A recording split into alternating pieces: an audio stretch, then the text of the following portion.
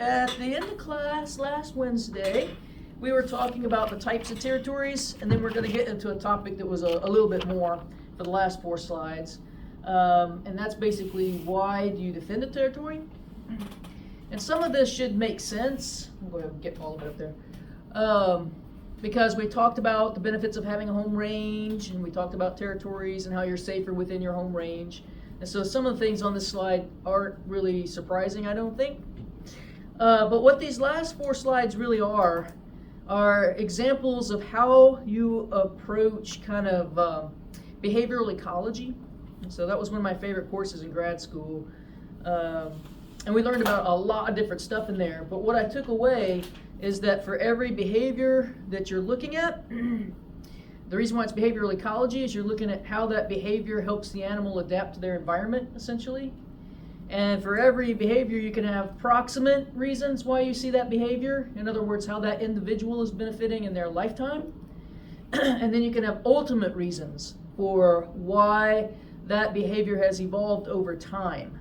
So this is your long-term push as to why that behavior persists in that particular species. Okay, so we did a lot of that for each of the theories that we talked about. We would talk about the proximate reasons, how the individual right now benefits, and then the ultimate reasons as to why this behavior persists in the population. Okay, so that's this first slide. And then I'll talk more on the next slide about what we do from there. So the proximate reasons here, so the individual, why does that individual benefit from having a territory? Well, it's going to protect their food sources if they have a food type territory anyway. Maybe secure their nesting site. In some species, it's like red-winged blackbirds. By the male having a territory, that's what the female judges him by. And so the male that has the best territory with the most resources, the biggest house, I don't know what she's choosing on. But that's the one that the female's going to choose. And so it could be that the territory helps him get a mate and keep the mate. And so those are some of the proximate reasons as to why an individual would benefit from having a territory. The ultimate reason is that having a territory increases their chances to survive and reproduce. So we're about to shift gears when we switch from this PowerPoint, but kind of along these same lines as what we're talking about right now. We're going to talk about mating systems, and then at some point in that PowerPoint we'll bring up sexual selection versus natural selection.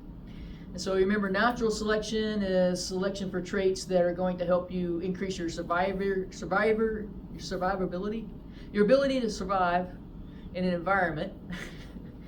And then sexual selection is your ability to find a mate and produce offspring, right? And so if you're looking at this definition where it talks about ultimate reasons to have a territory, it increases your probability of surviving, so that's natural selection, and reproducing, which is sexual selection, right? So overall, it's going to increase your fitness or how much genetic information you're able to pass on to the next generation, both by your survivability and by your reproduction. All right, any questions about that so far? Okay, so this is really the only time in this class that we take a look at things this way.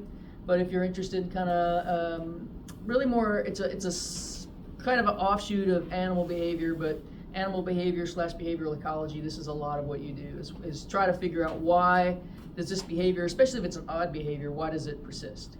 And look for patterns. And so one of my favorite things we learned about in behavioral ecology, I don't remember the proper name, but I always just called it the white butt hypothesis, and I wrote a paper about it. But why do a lot of our cervids, for example, have a white rear, like white-tailed deer? And then white-tailed deer, of course, have white on the other side of their tail, which they flag and show. And so what benefit is it to have that signal? What do they use it for? How does the individual benefit? How did that behavior evolve? Those color patterns and things like that. So that's a big chunk of what behavioral ecology is about. All right, the other thing that behavioral ecology does is it brings us into cost-benefit analyses. And so way back on the first day of class, I told you that economics and ecology share the same root, which is household, where economics is the management of the household and ecology is more like your interactions in the household. But this is a place where they overlap. And so the first time I ever learned about cost-benefit analysis was in high school economics, right? And this is very similar. And so in the case of talking about a territory, your cost is how do you defend that territory? You know, how often do you have to patrol it? How often are you going to be challenged? That's your cost. And then your benefit is going to be those reasons on the previous slide we had for having a territory. And so do you get a mate? Or do you have enough resources to survive? Do you have enough resources to have a family? All that kind of stuff. That's your benefit. And so you've got to weigh your cost and benefit to figure out whether or not it's worth defending a territory. Now the animals aren't going to draw this graph to determine this. We're just going to assume that selection kind of drives with the size of the territories that you see. And so this is what a typical cost-benefit analysis looks like. Let's look at the benefit curve first. And so the benefit curve is like so. It's the dashed line. And I remember, this is like the only thing I really remember from high school economics, is we were learning about the benefit curve. And he used Big Macs as an example. Maybe it's just because I love Big Macs. I don't know, but I've always remembered it. And so you eat your first Big Mac, you're like, yum, I want 20 more of these. And so then your benefit or your happiness, in this case, your desire to have more is going to be going on an upswing, right? You're like, yes, I want another one. All right, then you eat a second one. Now you're like, that's still pretty good, but I'm getting kind of full. And then by the time you eat your third one, you've kind of maxed out. And so that's kind of like the benefit curve that you see here, all right? And so you get a little bit of territory. It's not going to be quite enough to give you everything you need, all the resources you need. And then eventually the territory size is going to have an excess, more than you need, right? So you don't need any more. And so pretty typically your benefit curve will flatten out once you've gotten all the benefits you can from that. Any questions about that? And then we were all asking, how many Big Macs would you satiate at, right? How many would be enough? Really, honestly, for me, most of the time, one. We should use something smaller. M&Ms. Your first M&M makes you want more. Or was it, is it Pringles? Once you pop, you can't stop. But eventually, you're gonna stop because you're gonna be full. All right. Let's look at the cost line. So the cost line is the solid line, and it's kind of a J shape. It's not exactly an exponential J shape, but kind of a J shape. And so in this case, we're still talking about territories. And so if your territory is super tiny, then that's going to be easy. It doesn't take a lot of patrolling. You could just take your foldy chair and sit in the middle of your territory and be like, no, right? That's all you got to do. But then the larger your territory gets, the more patrolling you have to do, the more displaying you have to do, the more likely you're going to have intruders trying to take over your territory. And so your cost is going to continue to go up rapidly, almost exponentially, as the territory size gets larger and larger and larger. So that's pretty typical of your cost. All right, so if you put these two curves on the same graph, so you have your territory size here along our x-axis, and then I would generally, the one thing I don't like about this one, I looked around for several to get one I like, is I would generally put cost on one side and benefit on the other, kind of like we did our density curves last time. But they have them both cost or benefit on the same axis over here. And what you're looking for is where you have the biggest gap. And so where do your benefits greatly outweigh your cost of defense? And so here, your territory is so small, it's easy to defend, but you don't have a lot of resources. It's not gonna keep you alive and do what you need it to do. Here, your territory is getting so large, and also your benefits are flattening out. But your territory is getting so large that you're expending so many resources defending it that you're not really gaining anything. And so where the cost and benefits is the widest apart, that's the territory size you should have. Okay? Any questions about this so far? So do any of you have hummingbird feeders up? Some of you, your grandparents or parents. So I get a lot of questions about them. So if you have just one hummingbird feeder up, a lot of times you can get one male monopolizing that feeder. Y'all familiar with that? And he won't let anybody else use it because he can easily monopolize it. It's a giant resource, so it's kind of high up on the benefits already because it's well, if it's being refilled regularly, it's an unlimited benefit, right, essentially. And so people will ask me, how can I have more hummingbirds? I have one male, he's defending my hummingbird feeder. What do you have to do? Put out more feeders, exactly. That's all you gotta do, put out more feeders. So I usually have between 3 and 7 up at my house. And it's very, very hard for them to monopolize that many because they're going to be constantly fighting every hummingbird that comes in, and they can't be at all of those feeders at the same time. They end up getting overwhelmed, and they end up not being able to monopolize any of them. Okay, so it's kind of the same type of thing.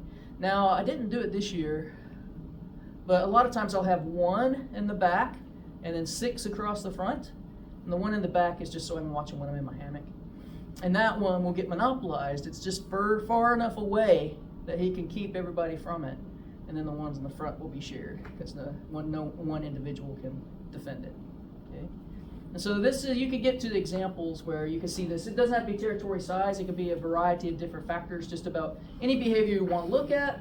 Whether or not they should exhibit that behavior should be a benefit to them and minimize their costs, essentially. Then the last slide has one more thing to think about, and that is when you are doing a cost benefit analysis, like we're talking about here, what's really important is quality over quantity. And so that's something that we talked about a lot in that class, is the quality of the habitat. And so I've got an example that will help us with that, hopefully. So, you know, I'm a woodpecker biologist by trade. I rarely get to study woodpeckers anymore, but that's what I did a lot of. And I worked with red-bellied woodpeckers quite a bit. And so red-bellied woodpeckers are nice because they are habitat generalists. And so I can go out to Reelfoot into the swamp and I'll see red-bellied woodpeckers, but I can also walk across over here to the farm where they've got crops planted and just little tree lines, and I can find red-bellied woodpeckers, or you can find one out on the quad for that matter. All right.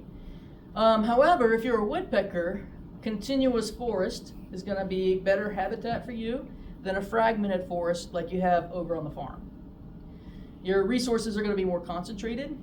There's typically going to be more snags available to you in a forest like that than in a fragmented landscape. And so one researcher did a study, and what he looked at was the territory size of woodpeckers living in a continuously forested area versus woodpeckers living in a fragmented habitat. And what he found is that the territories in fragmented habitats were sometimes 3 times bigger than what they are in a continuous forest. That's how much more area they needed to get all of the resources that they needed. And so in this case, they had to go for quantity because they weren't getting quality, which would be their preference, right? And so the forest is going to act more as a source, since we've talked about those terms lately. And fragmented areas are going to be more of a sink, but not like a true sink in that there's no reproduction or anything. They can definitely reproduce. They're pretty good at it. They are a good generalist species. But they are going to have to expend a lot more time patrolling, moving, searching for food, all of that kind of stuff in a fragmented habitat. All right?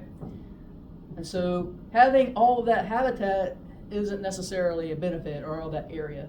It also depends on how many resources you've got in there. All right, any questions about that?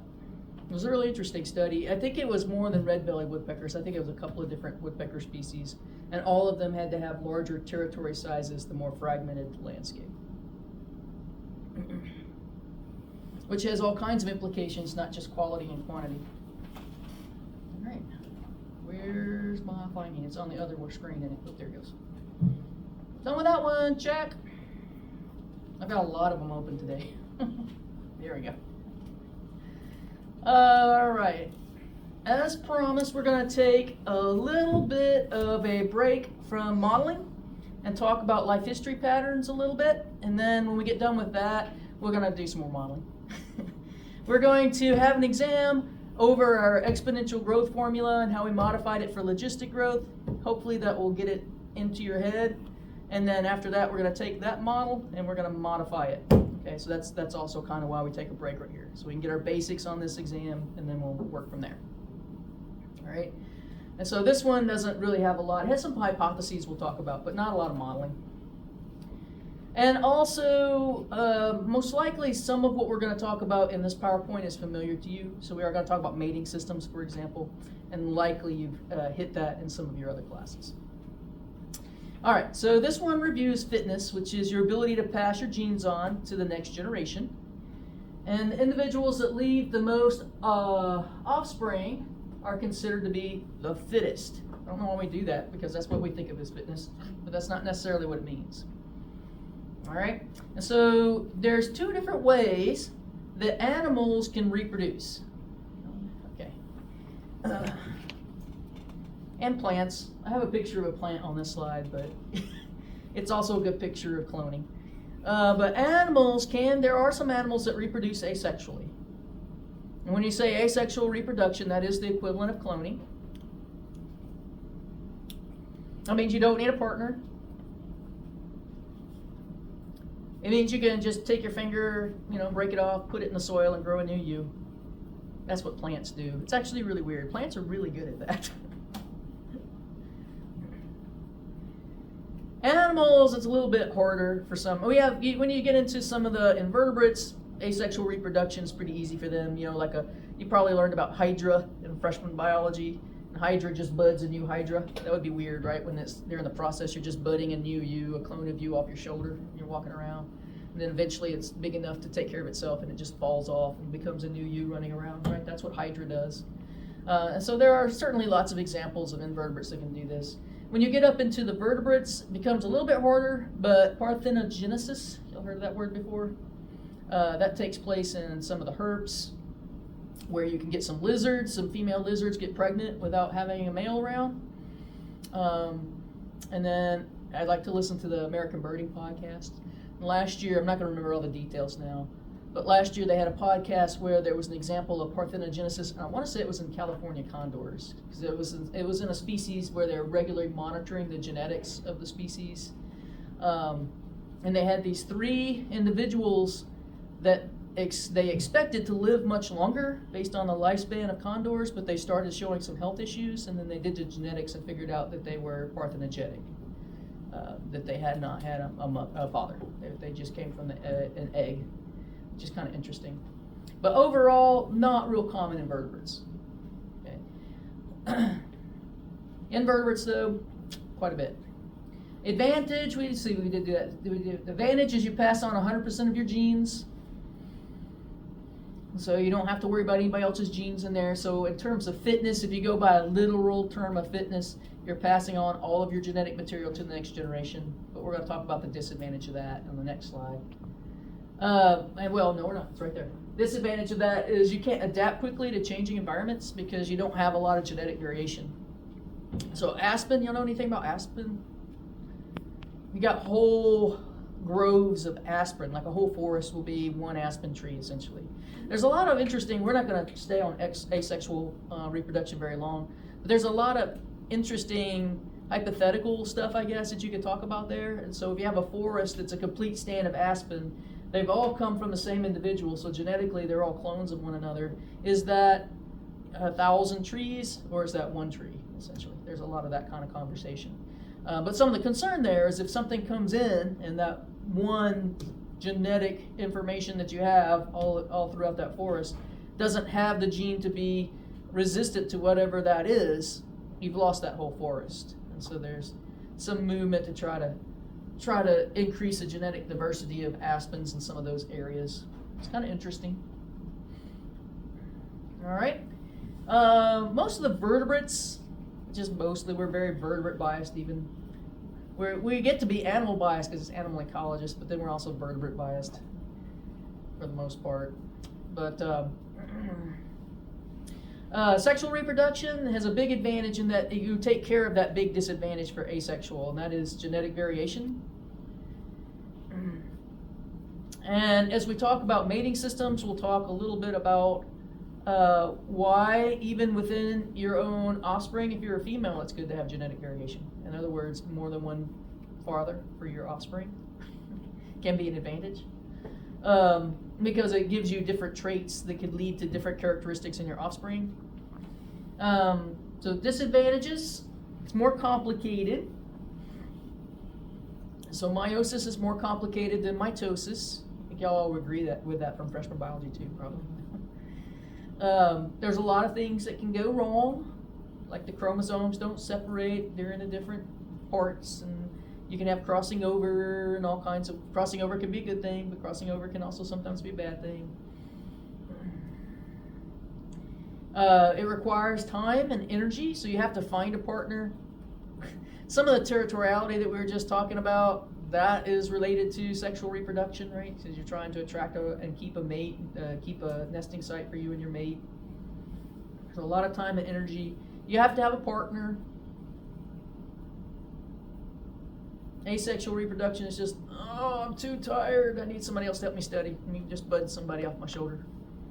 I don't have to go find anybody to do that.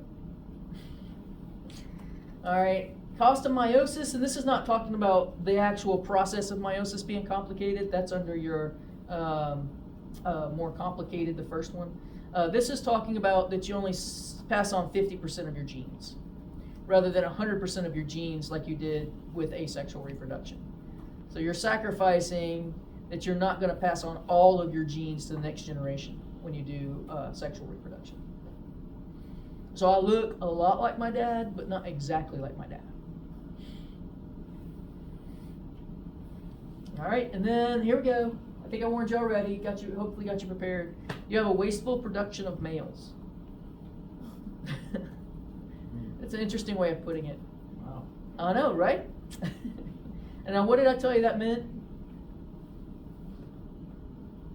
Males that don't reproduce. Males that don't reproduce but take up space and use resources. Yeah, that's what it is. Generally, we refer to it on the side of males because in natural situations, we talked about almost every female that has the capability of carrying offspring are going to carry offspring. But not all males get the opportunity to reproduce in a population. All right. So I got a picture of got a picture of clownfish here, which is a sequential hermaphrodite. But we'll come back to that idea in a minute. I was wondering what was on this slide, but we're not quite to that. It's on the next slide. So there are different types of sexual reproduction. Dioecious, you probably hear more often in plant biology, but it actually applies to animals as well. Dioecious means di is two, ecious somehow means houses in Latin. And so that means you have a male individual and a female individual. And then the male and female individual get together. And that is what most of the vertebrates are going to be in particular. But you can have hermaphroditic individuals. This is where you have an individual that possesses both male and female organs.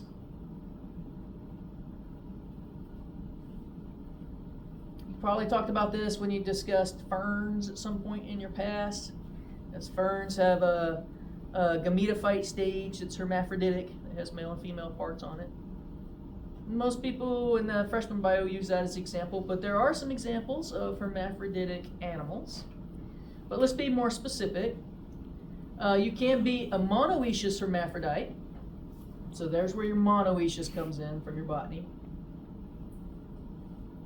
So that's one house, one individual that has both male and female organs on that same individual. And the example I have here is the earthworm. So two earthworms come together. They still do sexual reproduction, so you still need a male and female. They don't reproduce with themselves. The fern doesn't either. It needs a different individual to reproduce with. They come together and both leave pregnant. And so earthworms are a monoecious hermaphrodite.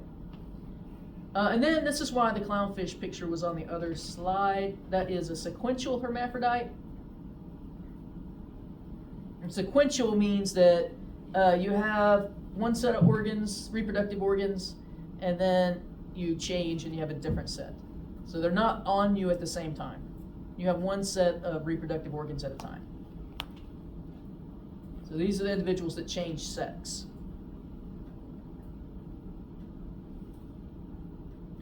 In some species, this has to do with age. When they're small, they're not big enough to compete with the males. This happens a lot in insects. And so, since they can't compete with the males, they'll often start out life as a female. And then as they gain mass and adornments or whatever it is they need to be competitive, then they'll switch sex and become a male. I think there's also some fish that do this. Tickling in my brain back there. Classic example of your coral fish, though, is those that switch to help your sex ratio, which is also what we think is happening when a lizard becomes parthenogenic. We think it's probably a sex ratio problem. They can't find a male, so they just have a baby anyway. Clone a baby in that case. Sequential hermaphrodites, they don't use that terminology, but a lot of people are familiar with the ability to change sex because of Jurassic Park, right? Because that's what happened that made the first one go bad. They used some frog DNA that allowed the dinosaurs to change sex, even though they were all bred as females in the lab. So a sex ratio problem. Although, since dinosaurs are related to reptiles, they could have just gone with parthenogenesis, right? All right. Any questions about any of that?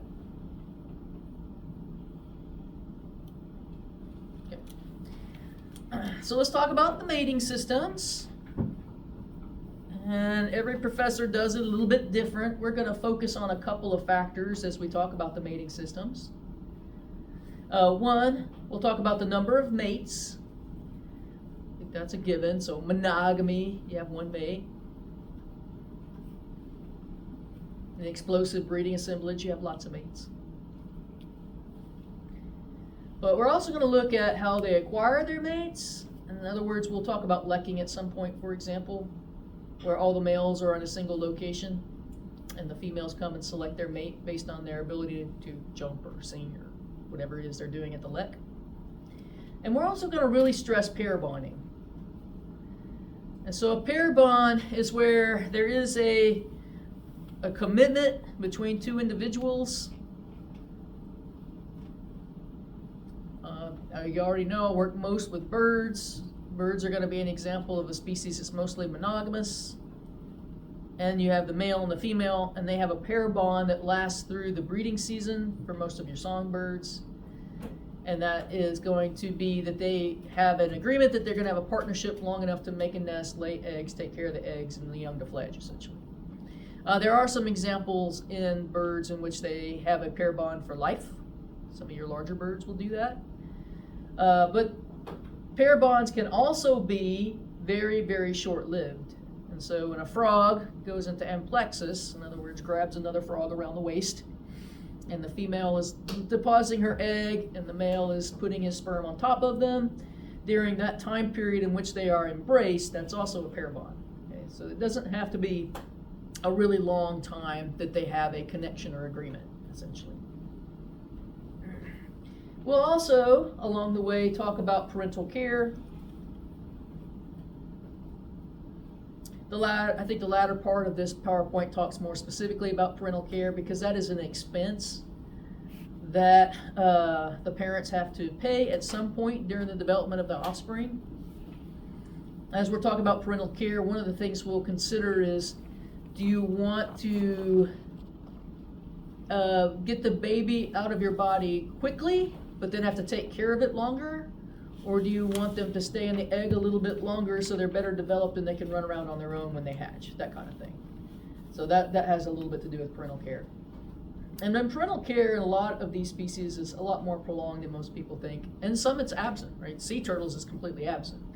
But in birds, it's not just until they leave the nest. They actually continue their parental care, usually until the end of the breeding season, sometimes a little bit into the winter. Right? So it can be quite extended. All right, any questions about any of these factors? All right, then we're going to start with monogamy. So mono is one. Gamy is referring to the gametes. That's what's telling us this is about mating system. So one gamete is technically what it means. But you have a pair bond established between one male and one female. And for some reason, they came up in weird orders. Okay. Pair bond between one male and one female. And this is extremely common in birds. That's probably your best example of monogamy that people are familiar with anyway. And the reason why you tend to see monogamy in birds is it is driven by shared parental care. So there have been all kinds of experiments in the past. It's not something people currently play with all that much anymore because we have the answers that we want for the most part. And so they would do removal type of experiments. And so they would let the male and female pair lay eggs and then remove the male and see if the nest is successful. And then, over here, they do the same thing, wait till the nest is there, the eggs are laid, then remove the female and see if the nest is successful. And then, of course, you need a control where you have both the male and female are there. And what they find is the nests in which both the male and female are present have a much more likelihood of fledging more young than those that are single parents. Right? As a single parent still will fledge young, but usually not as many as the having both parents at home taking care of the babies. All right, and sometimes that's unavoidable, right? A snake will eat a mom, and then dad's got to take over, stuff like that. And so shared parental care is evolved in this particular group because the female lays eggs in a nest, and those eggs are now outside of her body. And once the egg is outside of her body, both the male and female are able to care for it. Okay, and that varies very much by species. In some species, just the female broods, and the male brings her food. In other species, both the male and the female will brood the eggs, so it varies quite a lot. But even if the female is the only one brooding, she can't do it by herself. She still needs the male to bring her food, right? And so just the idea that the egg is outside of the female's body and both of them can participate in raising the young is an important factor here. And so both the male and female increase their fitness by caring for the young, which increases their chance of survival and passing on their genes to the next generation.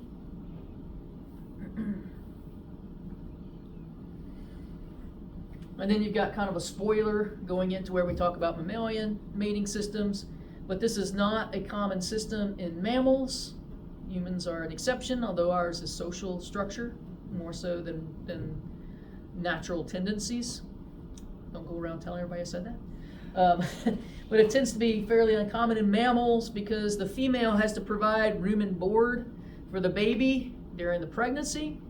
And then once the baby is born, the baby is still dependent upon the female for food as long as it's nursing. And so during that time period, there are some species where the male helps, certainly, goes and hunts and brings food to the female. But in many of the mammal species, that frees up the male to go find his next mate. Okay. Any questions about that? That's partly because I took an animal behavior class in grad school, and it was all like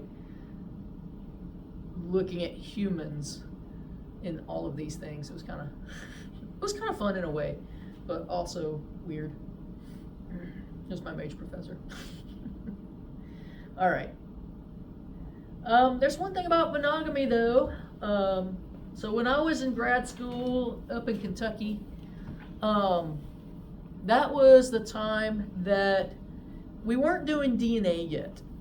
We were looking at proteins still. We were looking at things called allozymes. But for the first time, we were able to take blood from mom, take blood from dad, take blood from the offspring, and figure out whether they were related to each other. And so up till then, so we're talking about early 90s at this point, up to then, it was just assumed that birds were truly monogamous, and that the two that you saw at the nest were the two parents of the offspring in the nest. And then when we got this tool, which for the first time allowed us to actually look to see if they were related to one another, what we found was that birds cheat a lot. They cheat a lot. And so they did the Jerry Springer, who's your daddy? And we found out it wasn't the guy taking care of the nest necessarily. I know, it was shocking. It actually really was shocking because birds were always held up as monogamous, right? But the reality is they're pretty sneaky about what they have going on. And so that's where this term extra pair copulations first came about. That's when we figured out that they were not actually related to each other in the nest. And many birds exhibit this. Many monogamous birds exhibit extra pair copulations. And so why are they doing this? I just laid out why they're monogamous. They need both the male and female for the nest to be successful. So why cheat on each other?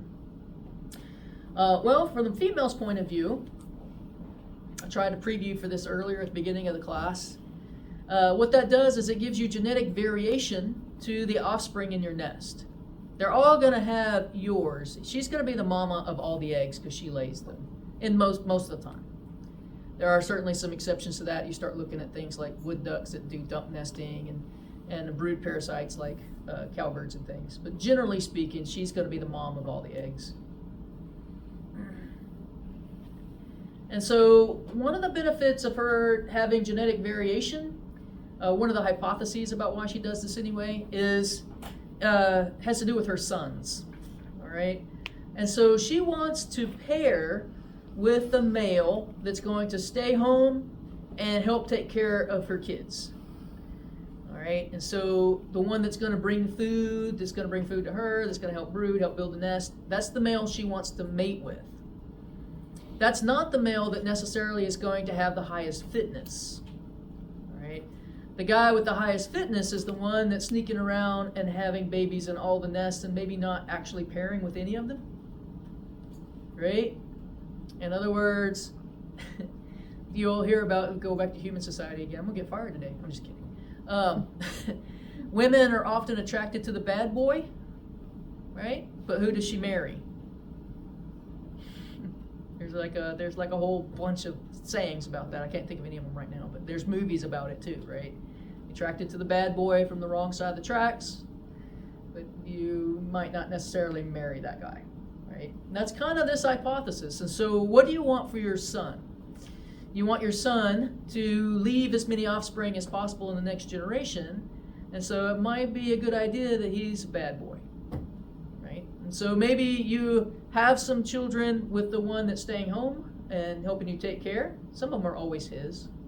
And then also that really handsome guy that comes through, maybe have a couple of eggs with him, in the chances that your male might pick up some of those traits. I know, so naughty. What does the male get out of this? Well, if he is a very successful male, then he can have eggs in his home nest that he's helping to take care of, and then eggs in many of his neighbors' nests as well. So his is a little bit more obvious. Well, I guess, genetic variation is always good, but in his case, he's trying to maximize the number of eggs he has in nests in the area that he can visit and not get into trouble, essentially. So, like I said, when I was in grad school, they were doing this type of research, and my major professor was pairing with I was at Eastern Kentucky, and he was pairing with a professor at UK who did the, like I said, it wasn't genes yet, it was allozyme work. And we took blood from yellow-breasted chats, which I showed you pictures of when we did territories. And they cheated like crazy. There was all kinds of extra pair copulations. They were in and out of each other's nests. Their nests were fairly close together because if you'll remember, that's the species I used as an example that only defends their bush, right? And then they all go feed in the same location, and so their nests are just stacked, just spaced but stacked in the same line of blackberry briars, for example, at times. And so it's not that hard to kind of sneak around and do that. Then he was also doing it with eastern screech owls, taking blood from eastern screech owls, and they found 0 extra pair copulations. None. Screech owls were loyal. And so they were talking about hypotheses as to why were the screech owls loyal when in all of these species that they're looking at, which were mostly songbirds to that point, were cheating.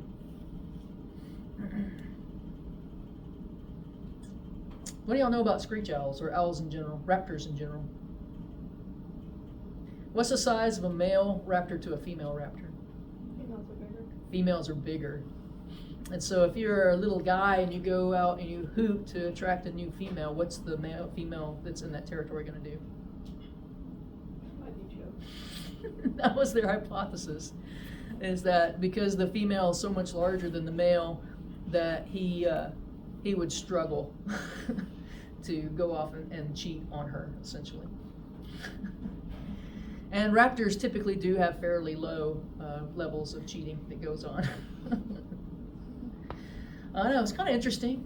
You can read more about it, take a behavioral ecology class, see what they've learned not something I follow all that closely, but that always stuck with me because I thought it was kind of funny.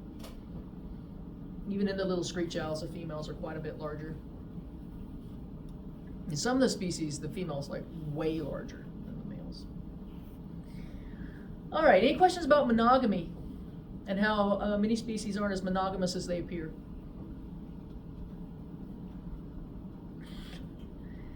All right, and then the next group is going to be polygamy. All right, so poly means many, gametes again. And so there are going to be several different types of polygamy that we're going to discuss, not just one. All right, and so this is where one individual has two or more mates. And then by definition, they're going to have a pair bond with each one of their mates. It may not be very long-lived, we were talking about before, but there should be a pair bond present. Which will be important when we get done with polygamy and go to the next one. All right. And so that's why I did a little extra on pair bonding there. It could be they're together for the whole season. It could be that they're only kind of together and committed for the act of transferring gametes. All right, as far as types of polygamy, we have polygyny, in which you have one male mating with two or more females.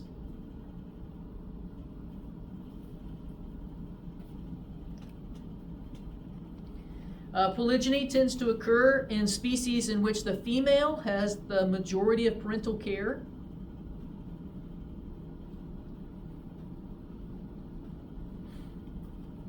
So that's what we're going to see with mammals, for example. So the majority of parental care falls on the female. That frees the male up to go and find other mates. We have polyandry. By the way, polygyny is polygyny, referring to the gynoecium or the female reproductive parts. So that means many females, essentially, literally. Polyandry is referring to the androecium, which is the male reproductive parts. And so it literally means many males. Okay, that's where these words, once you know their roots, they make sense as to where they came from. And so this is where you have one female that mates with two or more males.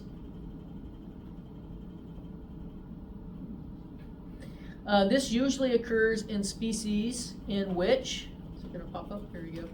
The bulk of the parental care falls on the male. And so what is this picture showing us?